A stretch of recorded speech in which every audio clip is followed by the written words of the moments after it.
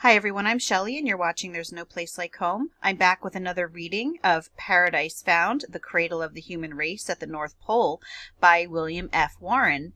And today I'm going to be reading to you from Part 4, Chapter 6, The Cradle of the Race in Ancient Akkadian, Assyrian, and Babylonian Thought. I just want to give you a heads up that I will likely not get another Paradise Found video out for at least 2 weeks because I will be on vacation all week next week. But I will get the next segment out as soon as possible. But let's get started. We have here, even to the most minute details, an exact reproduction of the Aryan conception of Mount Meru, or Alborz, with its accessories. Here is the abode of the heavenly hierarchy, located on the summit of the Karsak, or sacred mount which penetrates the heavens exactly in the region of the pole star. Reverend O.D. Miller. We have already seen that the prehistoric inhabitants of the Tigro-Euphrates basin, called by some Akkadians, by others Sumerians, by yet others Akkado-Sumerians, had, like other Asiatic peoples, their mountain of the world, on whose top was the celestial paradise, and around which sun, moon, and stars also revolved. Our present task is to locate this mountain more exactly and to consider its significance for our hypothesis respecting the site of Eden. That the earth as conceived of by this ancient people was spherical is not at the present day questioned. With their ideas, probably no archaeologist was more familiar than the late Francois Lenormand, and he expresses himself as follows. The Chaldees, says Diodorus Siculus, have quite an opinion of their own about the shape of the earth. They imagine it to have the form of a boat turned upside down, and to be hollow underneath. This opinion remained to the last in the Chaldean sacerdotal schools. Their astronomers believed in it and tried, according to Diodorus, to support it by scientific arguments. It is of very ancient origin, a remnant of the ideas of the purely Akkadian period. Let us imagine then a boat turned over, not such as one as we are in the habit of seeing, but a round skiff, like those which are still used under the name of kufa on the shores of the lower Tigris and Euphrates, and of which there are many representations in the historical sculptures of the Assyrian palaces. The sides of this round skiff bend upwards from the point of the greatest width, so that they are shaped like a hollow sphere deprived of 2/3 of its height, and showing a circular opening at the point of division. Such was the form of the earth according to the authors of the Akkadian magical formulae and the Chaldean astrologers of after years.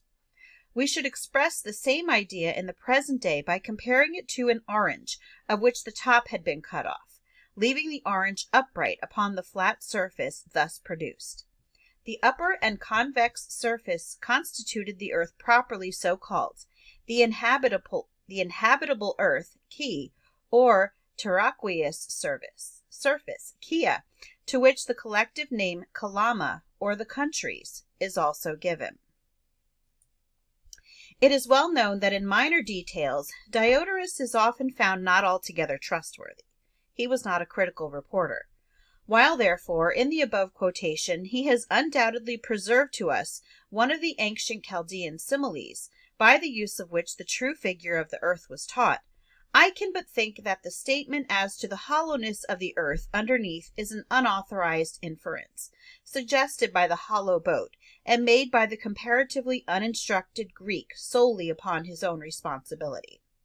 It is true that, in the same work from which the above extract is taken, Lenormand endeavors to adjust Akkadian cosmology to such a notion of a hollow sphere, saying, the interior concavity opening from underneath was the terrestrial abyss, Gi, where the dead found a home. The central point in it was the nadir, or as it was called, the root, Uru, the foundation of the whole structure of the world. This gloomy region witnessed the nocturnal journey of the sun. But nothing can be more evident on examination than that this attempt involves the water in at least 3 inconsistencies. First, if the sun visits the interior of the earth at night, its proper orbit cannot be round, and round the mountain of the world to the northeast of Babylonia, as our author elsewhere represents. Second, if Arali, the abode of the dead, is in the interior of the hollow earth, it cannot be to the northeast of Babylonia, as it is represented to be in the context. Third, if the earth was conceived of as hollow, of course its whole central portion was empty space, but according to this presentation, its central point was called the root, Uru, the foundation of the whole structure of the world. Surely the foundation of the world can scarcely have been supposed to be mere emptiness. To a layman in these studies, this Uru would much rather suggest the Antarctic Tapantu Mountains of ancient Egyptian thought, the Kumaru of ancient India.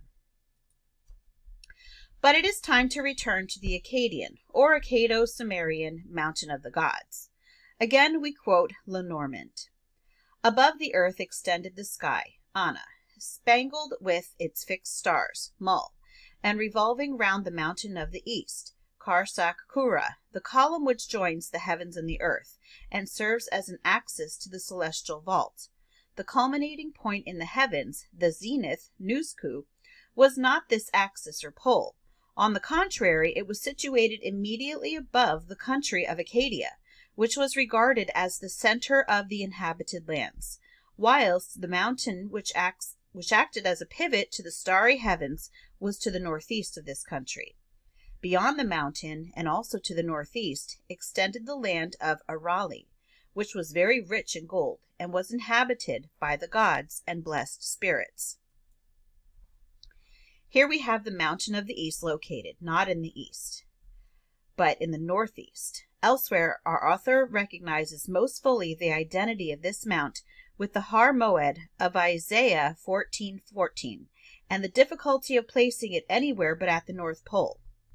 He adduces from the cuneiform text no evidence whatever for a location to the northeast, and seems to fix upon that direction only as a compromise of his own.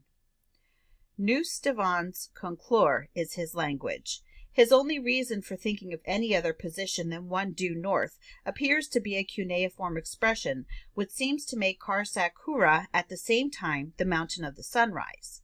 This, in reality, instead of being a reason for searching among the mountains to the east of Assyria or Babylonia, is, when rightly understood, precisely an additional reason for looking to the north. One other statement in the extract calls for notice. The writer seems to have anticipated that his readers would inevitably locate a mountain, described as the column which joins the heavens and the earth, and serves as an axis to the celestial vault, under the celestial pole, and believing that the cuneiform texts which locate the celestial pole directly over Akkad, or Akkadia, the center of the inhabited lands, to be inconsistent with such a location, he introduces the remark that the culminating point in the heavens was not the axis or pole. On the contrary, it was situated immediately over the country of Akkadia, which was regarded as the center of the inhabited lands, whilst the mountain which acted as a pivot to the starry heavens was to the northeast of the country. From so eminent an authority, one naturally hesitates to differ.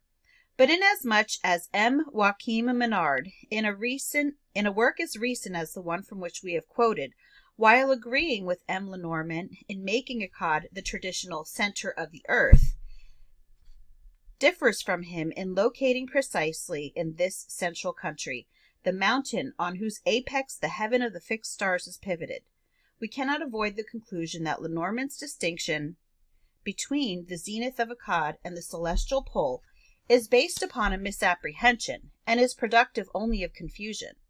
The solution of all difficulties is found the moment the mythological Akkad is made a circumpolar mother country, after which the Akkad of the Tigro-Euphrates Valley was commemoratively named. This supposition is made all the easier by three noteworthy facts.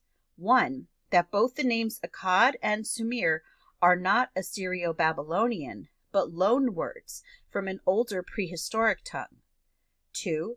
That the etymological signification and appellatives of Akkad thoroughly identify it with the lofty country at the north polar summit of the earth. and 3, that recently discovered tablets are compelling the Assyriologists to recognize 2 Akkads, one in the Tigro-Euphrates Valley and one much farther to the north, though as yet none of these scholars have looked as far in that direction as to the pole.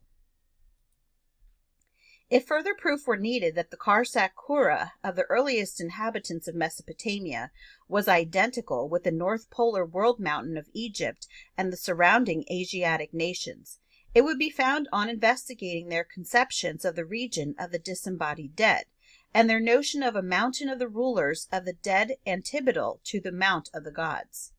The Akkadians, like the ancients generally, conceived of the realm of the dead as located to the south. Their underworld being simply the under or southern hemisphere of the earth, they could not place it in any other direction. In naming the cardinal points, the Akkadians therefore called the south the funereal point. In this quarter was located the mount of the rulers of the dead. It was the under or south polar projection of the earth. It corresponded with the south polar mount of demons in Hindu and in Egyptian thought. Even Lenormand, whose mistake in locating the mount of the gods in the east logically leads to the mistake of locating this mount of rulers of the dead in the west, still unconsciously gives evidence as to the true location by stating that it is situated in the low-down portions of the earth. And elsewhere he has told us that in the Akkadian language, to descend and to go southward were synonymous expressions. With Professor Friedrich Delitzsch, then, we locate the Akkadian Karsak Kura at the north. Once make the primeval Akkad the equivalent of Ilavrita in Hindu, or the Kavaniras in Iranian mythology, and all is perfectly plain and self-consistent. The primitive Akkad is now the center of all lands, in the same sense in which Ilavrita and Kavaniras are in their respective systems. As in both these systems, the mount of the gods is in the center of this central country, so is Karsak Kura.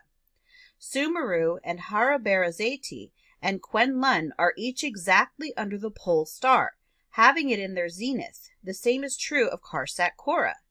As every splendor of a divine abode crowns the top of all the former, so is the summit of Karsak resplendent beyond description. As the sun, moon, and stars revolve around the Hindu and Iranian and Chinese mounts, so is Karsak the point on which the heaven of the fixed stars is pivoted. Moreover, from its top flows that Eden river, which like Ganga and Ardvisora waters the whole earth.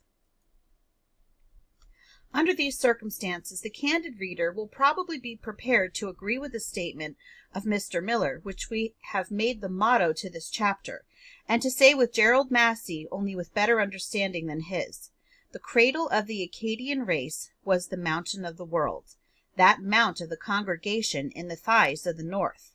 The first mount of mythology was the mount of the 7 stars, 7 steps, 7 stages, 7 caves, which represented the celestial north as the birthplace of the initial motion and the beginning of time. This starting point in heaven above is the one original for the many copies found on the earth below. The Akkadians date from Urdu, the district of the northern mountain of the world. That ends today's chapter, and I hope that you enjoyed it. That's all that I have for you today. If you like this video, give it a thumbs up. If you haven't subscribed and would like to hear more of what I have to say, I would love if you would do that. If you have any questions or comments, you can leave one either here or over on Instagram. And if you like my work and would like to support my channel, I will leave a link in the description box to that, or you can just click on it right on my channel page. And I hope you have a great day.